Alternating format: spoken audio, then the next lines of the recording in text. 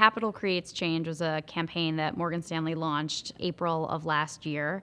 And this was a long process of figuring out who we were as a company coming out of the financial crisis and when was the right point in time for us to come out to the marketplace and really put a stake in the ground in terms of what our message was going to be. And the message really was about the value that Morgan Stanley brings to not just our clients, but their communities, their society at large. It's a different approach from Morgan Stanley from a marketing and branding perspective. We're really trying to tell stories around how Morgan Stanley partners with our clients to add value.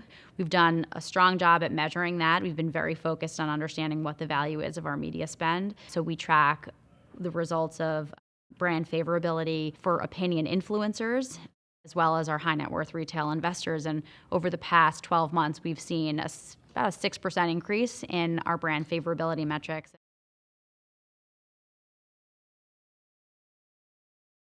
So we had to figure out how to change our messaging and what our value proposition is for somebody coming out of undergrad. So our marketing department worked very closely with HR and recruiting and played off of that Capital Creates Change campaign and launched a campaign that we launched actually last fall called What Will You Create?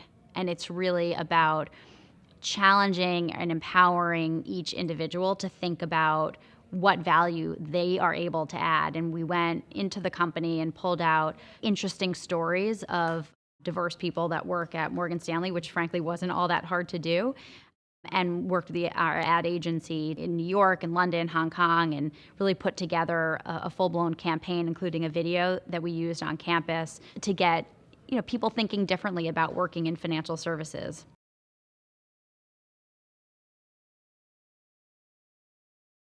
Just the expectations of what millennials have of interacting with a company is totally different, right? It's at the speed of me. Everything should just happen as you want it in a personalized way. By nature, millennials are young, right? So as they get older, their needs will evolve just like any generation. It's just that we're dealing with them and their technology habits are very different. So Morgan Stanley is taking that very seriously, and we're very hard at work on that digitally enabled or digital only platform, which will be an option for those investors who want to have that kind of relationship with their investment services provider, but also have the strength of a people and technology organization combined that we think is really the right answer for getting the most out of the client experience.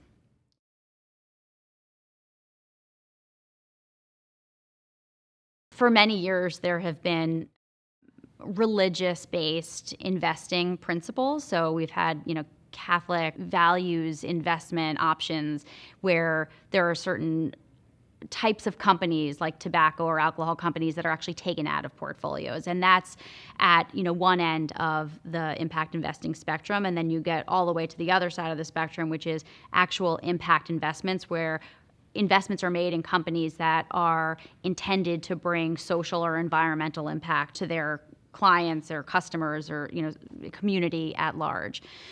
And Morgan Stanley plays along this entire spectrum, and we have more and more clients that are proactively asking about these products to their financial advisors, especially high net worth millennials who really care about sustainability, and that emotional connection with your investments, so that you're not just blindly handing over your dollars, but you have some sense of actually my dollars are going towards a good cause.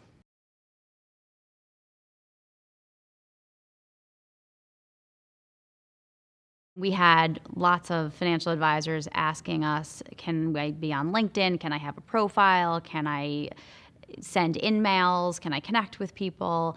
And it was really the Wild West. We didn't have a lot of answers to give them. So it required much more than just write a policy and enable advisors to be on LinkedIn or Twitter or Facebook.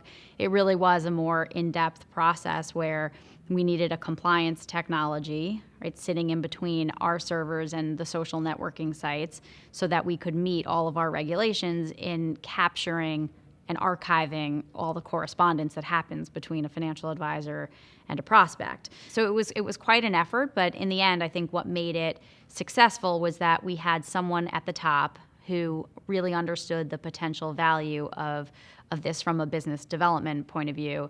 And it was at the time, I think the head of the field for Morgan Stanley Wealth Management, and he gave us this goal of we want to be the first in the industry to enable our advisors to do this. And we were.